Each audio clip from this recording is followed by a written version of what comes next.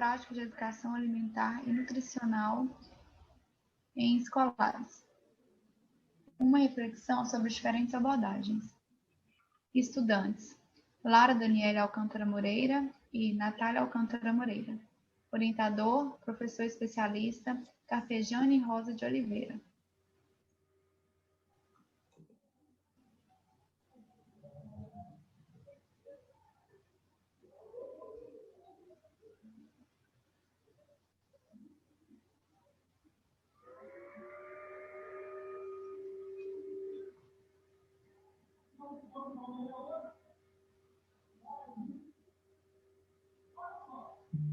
Apresentação. Tema do trabalho: educação alimentar e nutricional na escola. Motivações para a escolha do tema estudado. Afinidade com o tema, segundo a faculdade. Objetivos: analisar diferentes abordagens de educação alimentar e nutricional em escolares.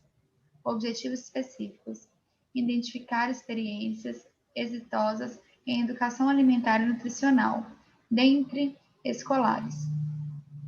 Reconhecer as principais abordagens pedagógicas utilizadas. Compreender a importância do nutricionista nas práticas aplicadas.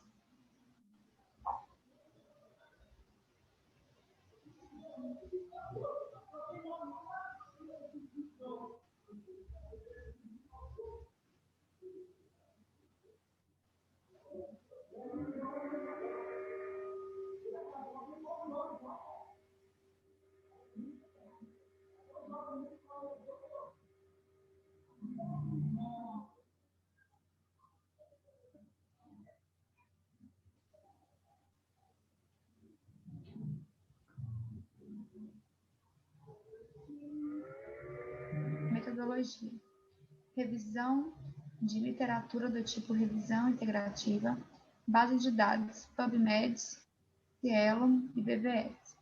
Ano 2011 a 2020, sem restrição de língua ou tipo de estudo. Em português: educação nutricional e alimentar, e alimentação associado a nutricionista e ao escolas. Agora eu vou falar um pouquinho sobre a fundamentação teórica. Como podemos ver, o cenário atual da população brasileira teve um aumento excessivo do peso, e com isso teve uma reflexão nas crianças. E por que aconteceu isso? Principalmente pela piora dos hábitos alimentares, a diminuição de alimentos in natura e minimamente processados, e o maior uso de alimentos industrializados. E um fator que foi um dos maiores para o aumento desse consumo foi a mídia, com suas propagandas, com diversas fontes aumentando o consumo de industrializados. Assim também como a praticidade que esses pais acham para alimentar seus filhos por meio de alimentos industrializados. Porque, querendo ou não, o alimento minimamente processado ou in natura tem uma perda maior, tem que fazer um processamento, e dessa forma é mais difícil do pai conseguir fazer essa alimentação para os seus filhos. Além disso, brinquedos e brincadeiras que a mídia coloca como marketing para aumentar o uso desses industrializados.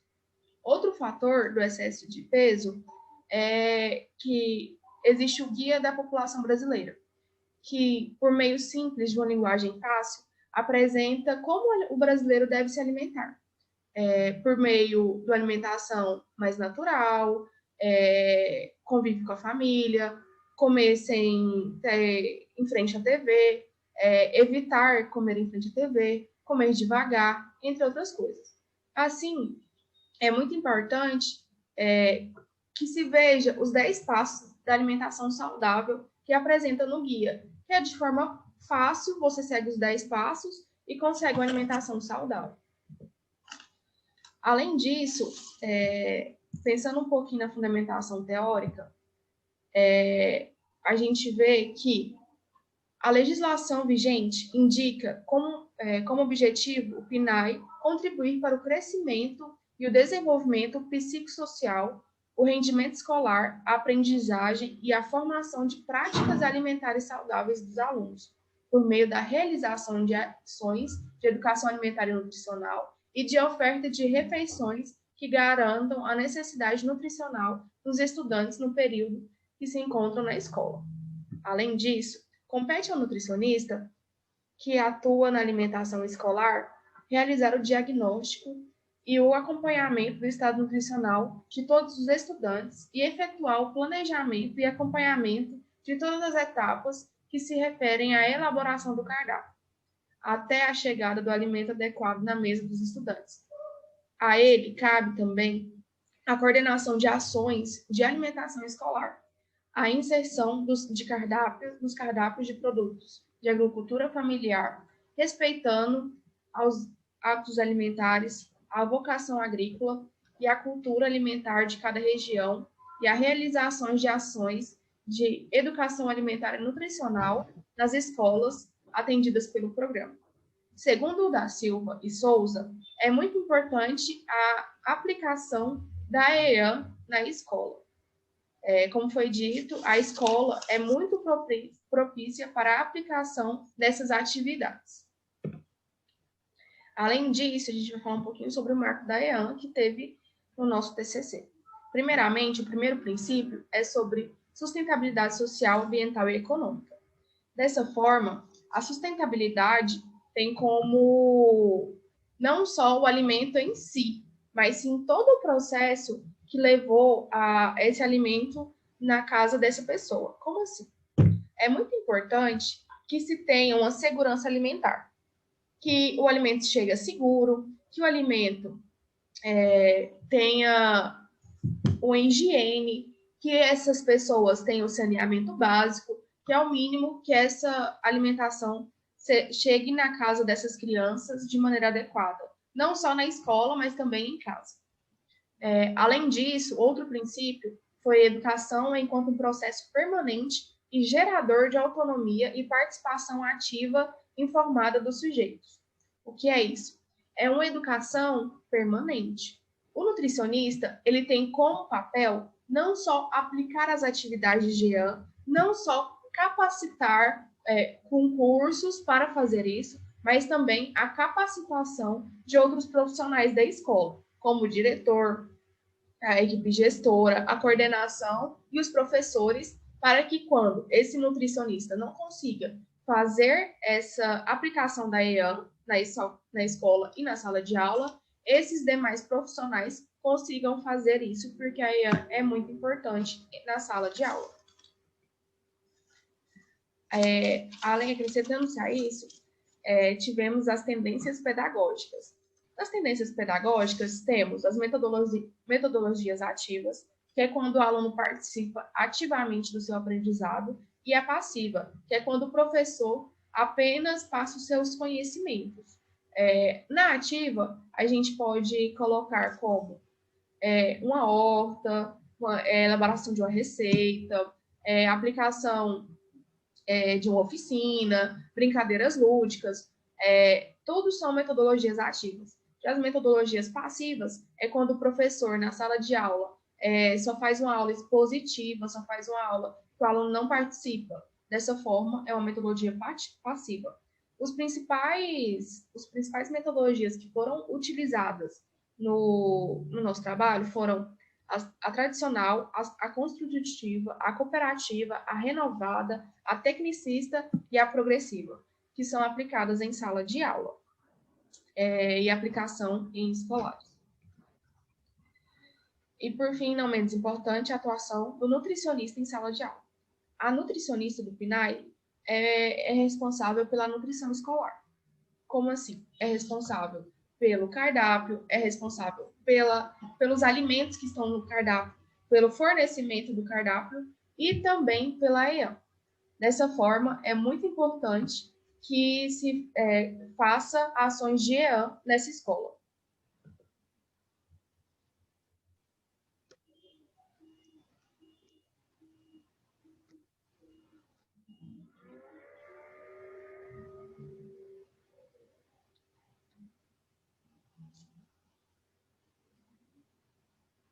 Considerações finais. Com a análise das principais abordagens do EAN em escolas, observa-se que ainda é pouco aplicada nas escolas, mas quando aplicada apresenta resultados exitosos.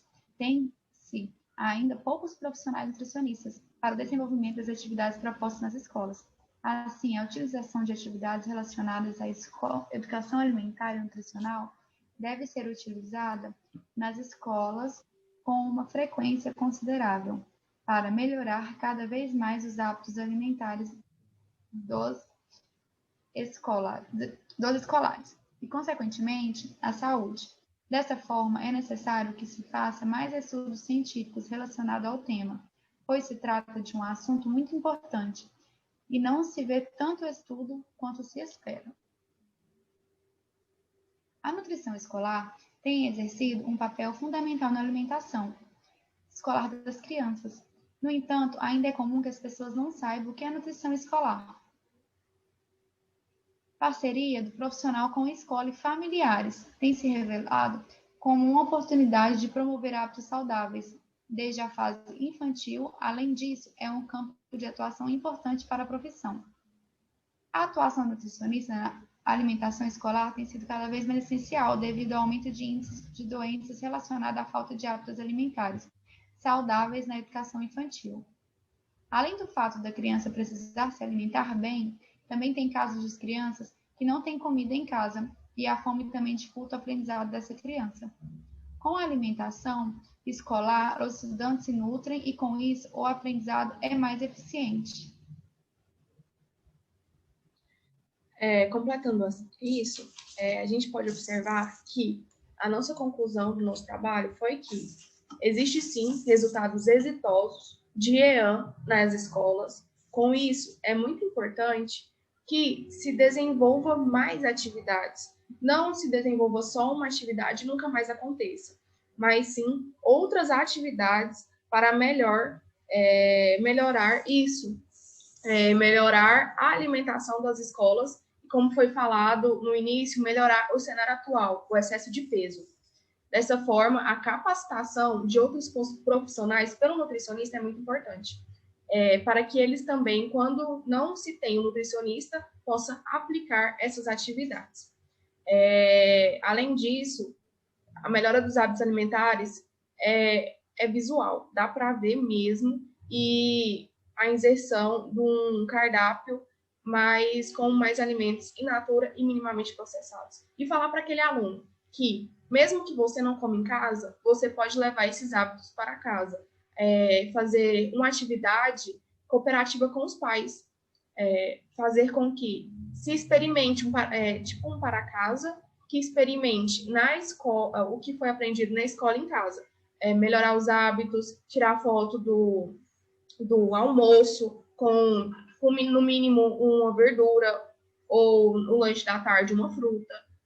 Assim, melhorando não só a alimentação dos alunos, mas também de toda a sua família. E, por fim, foi encontrado poucos estudos sobre educação alimentar e nutricional nas escolas, e com isso deve-se ter uma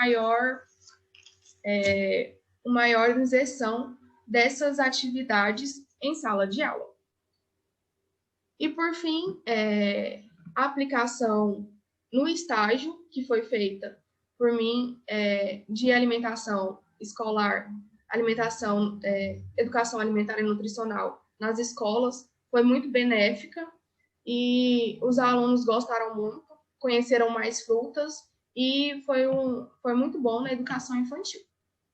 Então é isso, muito obrigada e tchau, tchau. Essas são as referências.